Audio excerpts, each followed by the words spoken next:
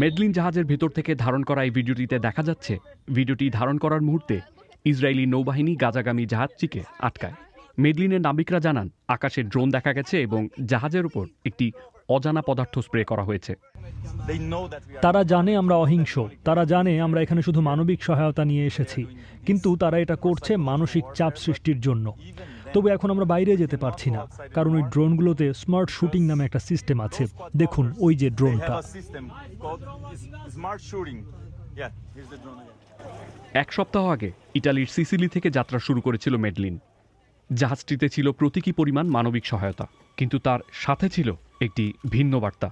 ফরাসি ইউরোপীয় পার্লামেন্ট সদস্য, অ্যাক্টিভিস্ট, সাংবাদিক এবং মতভেদে বিশ্বের সবচেয়ে পরিচিত জলবায়ু আন্দোলনকারী গ্রেটা থানবার্গ ছিলেন জাহাজটিতে। ভূমধ্যসাগর পাড়ি দিয়ে মিশরের উপকূল ধরে এগিয়ে যাচ্ছিলেন তারা গাজার দিকে।